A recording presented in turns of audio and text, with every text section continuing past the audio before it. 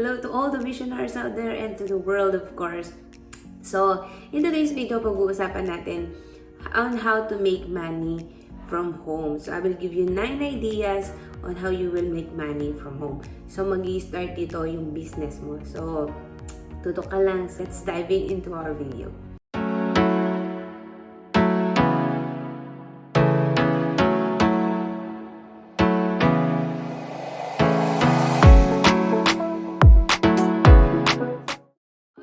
So, I will share to you the 9 ideas na pwede mong umpisahan na gawin sa bahay para magkaroon ka ng income, of course. So, sa 9 ideas na to, I hope meron kang makita na fit sa'yo so that you can start your business online or your freelancing business. So, I suggest you do this first, lalo na if you want to do business, so that you can have the system.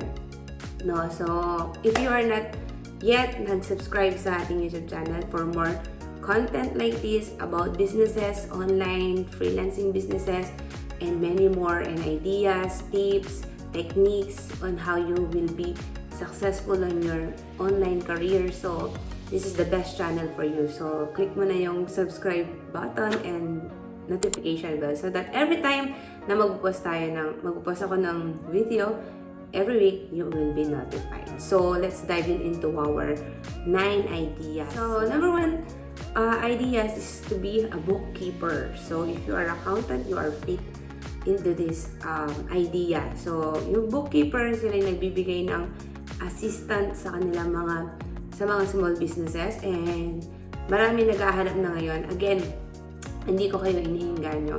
By 2026, no, massive growth talaga yung mga businesses online. So, dito na talaga magda-dive in halos ng mga career. So, nakita ko na actually, mas nakita to nung pandemic, 2019, 2020. And up to this time, talagang nag-dive in lahat, halos ng mga businesses. So, they need a lot of bookkeeper kasi yung kanilang mga income and kailangan nila makita yung mga ganong result. So, they need someone who can help them on that. Alam nyo, isang pinaka-best example ko is si Kinkitan. Napakadami niya. He has 40 virtual or 40 na mga empleyado working from home. So, isang tao lang yun. Pero nangangailangan siya ng maraming mga employee. So, kasama yung mga bookkeeper kasi hindi na niya yun maasikaso. So, isang mga businesses kasi hindi na nila masyadong naaasikaso yung mga ganung bagay. So, they will only focus yun dun sa mga mahalaga. So, if you are a bookkeeper, maraming mga opportunity ngayon. You need to learn and how to market your service sa mga small businesses na nangangailangan sa online. So, meron tayong mga website. I will link those website on our description para pwede kang mag-check. So, meron tayong mga sikat na mga website like Upwork, online jobs. So, yun, kasama lang yung dalawa na yun. Pero marami pa. Actually, maraming platform pero merong mga ibang way pa on how to find a client. So, pwedeng sa Pilipinas lang. Masyadong, sabi ko nga kanina, di ba, si Kinkitan. Nagkaroon siya ng 40 employee. Actually, nung year 2019 pa yun. So, what more ngayong 2022 kasi boom na yung kanyang online business. So, meron lang siyang business online pero ang dami niyang kailangan. So, number 2 idea is to be a YouTuber. YouTuber kasi if you know those things na nabasa o na gawa kong videos. Yung mga YouTuber kasi, pag nakita na nila yung ano talaga yung mga specific at yung mga techniques. Kasi more na nagpupunta sa YouTube is they need education. So if you know well in the things na kunyari ito, online business and freelancing business, you need to put some videos na makakatulong sa mga viewers mo and learning sa kanila. And then, lagi ka na nilang papanoorin. So, I hope lagi mo kong pinapanood kasi I will gonna put those things na pwede makatulong sa'yo. So, again, ulitin ko lang, kung hindi ka ba nag-subscribe, mag-subscribe ka na because this ako, binibilang ko yung sarili ko na gusto kong maging YouTuber talaga. So, I put at least 2 videos every week na talagang informative at saka talagang nakakatulong. Hindi lang informative, kundi makakatulong makapag-realize ng pwede mong gawin at magkaroon ka ng career. So, alang din sabihin sa'yo na I am a full mom, I am a full-time minister sa church, and I am primary, I am part of the finance and worship team.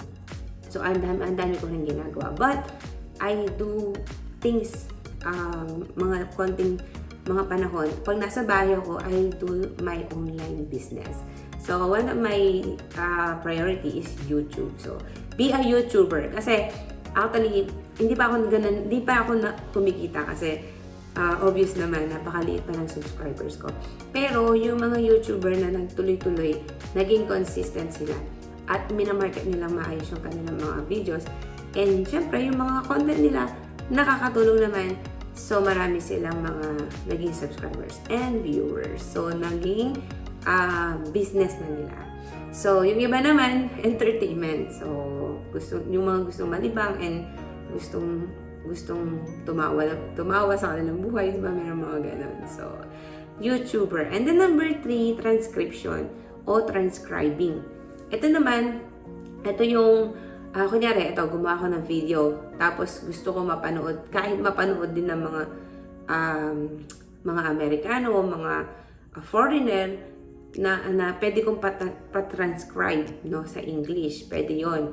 At kasama yun kasi sa algorithm. So, alam naman natin na pinaka-majority na language is English. Pero, yun nga, merong mga transcribing na mga pangangailangan sa mga online businesses, online jobs, online freelancing career, ganun. So, meron mga ganun. And then, sa mga sites din, meron silang kaya lang, itong ano na to, mababa lang siya. So, meron akong ginawang video na pwede niyong panoorin. Yung high-paying, no, na freelancing career at saka yung commodity na mga work. So, isa ito sa mga commodity na pwedeng gawin ng kahit sino. So, ito ang gagawin lang niya is makikinig sa audio and then itatype niya yung every word na maririnig niya. Exactly. And then number 4 na pwede kong i-share sa'yo idea is to be a social manager. Social manager kasi, yun yung magmamanage dun sa mga, kunyari, platform ng Facebook, no? Instagram and YouTube. TikTok, pwede rin ngayon sa time na to. So, you can manage that one. Pero, kagaya ng example ko, si Mr. Chinkitan, in the year 2019, meron siyang at least na social manager sa isang platform. So, sa Facebook platform niya, meron siyang Facebook manager. Sa kanyang Instagram, meron siyang Instagram manager.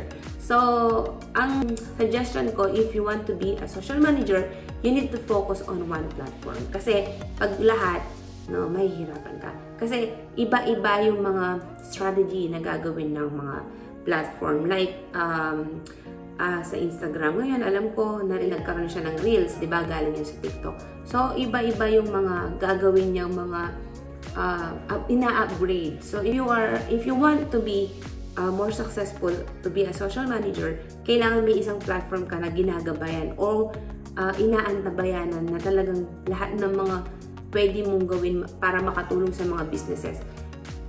Information or mga techniques para lalo silang makita sa platform or maging visible sa platform, yun yung mga pag-aaralan mo. So, that is a social manager. So, merong mga scheduling of posting, no, ano yung mga function ng platform, ganon. So, that is one of the social manager on how to put your ads right, ganon. And then, pinag-aaralan ng mga social manager yan. So, number 5 naman is online course creator. So, itong online course creator, that is my business ngayon, that I am making course na paano makatulong sa mga ipapackage ko yung mga nalaman, skills na meron ako. And then, I will sell it to my prospect client, dun sa mga gustong makapag-aral. So, ngayon, actually, alam nyo, ito yung palaki ng palaki talaga. If you will notice, marami ng mga tao na nag-aaral online. So, yun yung mga tinatawag natin na idea, na kung gusto mo maging online course creator, ang gagawin mo is to package your skill, add your business idea, what you've learned on these things, o ano man yung gagawin mo. Yun yung mga courses na a-avail ng mga client, and then it's pwedeng live session or recording session. Pwede mong gawin yun. Ako, gagawin ko muna is I will have a live session first so that I can validate all my ideas. So, abangan mo, malapit ko na i-launch yung ating online course. Okay, so, and then, number 6 is virtual assistant. Ito, maraming virtual assistant. Actually, nabanggit ko rin to sa isa sa mga naging video ko na kailangan maging specific kapag nag-virtual assistant ka. Kasi, ang virtual assistant, maraming ginagawa. So, nabe-burn out agad yung mga virtual assistant. So, you need to be specific. So, mag-search ka. Meron din mga online courses na yung tinatawag ko kanina na virtual assistant. You can learn on those things sa mga courses at saka sa mga YouTubers para makita mo. So, ito yung mga booking, scheduling, planning, no? Lahat ng mga pwede nilang mapagawa, no, ng isang business dun sa mga virtual assistant. Pero meron akong senior na virtual Amazon assistant doon. Meron silang mga ganon na specific. Kaya kung pag-aaralan mo, lahat naman ng mga skills, diba? Pag talaga na-master mo, mas may specific, mas may mastery, mas malaki yung kita. Pero na-share din ni Chinkitan kasi tingnan ko isang video niya bago ko to sinute. Meron siya na-share sa kanya na meron siya 40 virtual assistant. So, yung isa sa mga virtual assistant niya is sumasahod siya ng 50,000 a month. So, month yun, kapatid.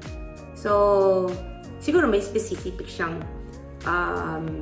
skill na ino-offer kay Chinkitan. And then, meron yung pinakamababa daw is 10,000 a month. So, pwede na, pero mas maganda talaga yung 50,000, syempre, di ba? So, yun.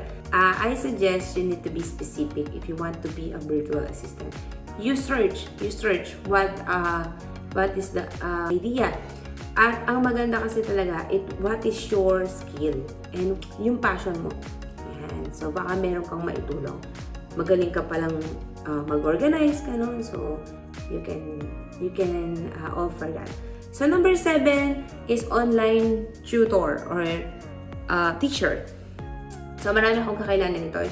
Meron kaming kasama sa church na naging disciple ko, and ito, proven sa kanya talaga na kapag magaling ka mag-English, marami sa mga Asian na nagpapaturo ng English. So, meron din mga websites na pwede mong applyan kapag nakita mo na gusto maging online tutor. So, ito rin, commodity din to, pero that's your passion to teach and you are fluent in English, why not, diba? And then, number 8 is graphic designer o video editor. So, ito, napakahalaga nito ngayon sa online business. Kasi nga, if you have a business online or freelancing business, you need a graphic designer or video editor. Kagaya din ng isa sa mga naging dati akong gumagawa ng thumbnail, no? Meron mga nag-try din akong mag-edit ng video, pero it's time consuming. So, imbis na makagawa ako ng another content, gumagawa pa ako ng thumbnail, nag-edit pa ako ng video. So, dumating dun sa point na meron magaling sa graphic design, which is empleyado namin siya ngayon. So, full-time siya sa amin, 8 hours. So, ngayon pinapagawa ko sa kanya yung mga video editing and mga ilan-ilang graphics design. So, meron din siyang alam sa websites. So, yun. So, iyan yung mga Pero alam nyo, in demand ang mga graphic designer and video editor. Kasi nga, ayaw na ng isang businessman o ng isang YouTuber or isang yung mga may websites, gano'n, na mag-waste pa sila ng time. So, they need a graphic designer and a video editor. So, meron mga per month basis din to or mga project basis. So, if you sa experience namin mag-asawa, lalo na si Mr. matagal na siya sa freelancing career, mas malaki talaga yung mga project basis. Pero dapat tuloy-tuloy ka makakuha ng mga client kasi pag project basis, pag tapos na yung project, wala na. So, you need to market your skill. And then number 9, blogging. So, itong blogging hindi lang video. Blogging is a specific writing for content. Like, kunyari may product ako, and then magaling siyang mag-vlog. Magaling na mag-vlog yung isusulat niya yung mga product description and product benefits or pang-iinganyo. Yan. So, kasi pwede ka kasi mag-vlog sa Google and then sa mga platform din. So, napakahalaga din ng vlogging kasi pag magaling ka sa vlog, mas marami na-attract na clients. So, if you are a vlogger, kailangan ka din ng mga businesses. So, ito yung mga 9 ideas na pwede mong gawin working from home o para makahanap ka ng money from home. Ako naman, personally ngayon, dahil nagsa-sideline ako, I sell products from those people na alam ko naman na maganda or masarap. Actually, nagsisell ako ngayon ng mga ensaymada and something na good product para may mga income din. So, yun. So, online kasi talagang dami ng opportunity ngayon. So, you can make that. Of course, may puhunan yung mga ganun. Pero, umpisahan mo na kaysa wala kang umpisahan. So, yun yung ating video ngayon.